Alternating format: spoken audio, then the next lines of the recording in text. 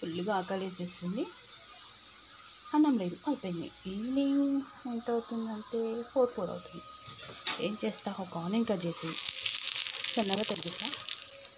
ఆ తర్వాత బియ్య పిండి తీసుకొని ఉప్పు, జీలకర్ర, కారం, పసుపు వేసేసా. ఇవాళ సాటర్డే ఆకుకూరలు తినము, సో ఇంకా నేను గ్రీన్ వెజెస్ కూడా ఏం వేయలేదు. జస్ట్ ఆనియన్, కారం, ఉప్పు, పసుపు వేసాను, జీలకర్ర వేసాను. నువ్వులు వేయచ్చు, బట్ వేయలేదు. ఇలా పిండి తడిపేసుకొని కొంచెం వాటర్ వేసి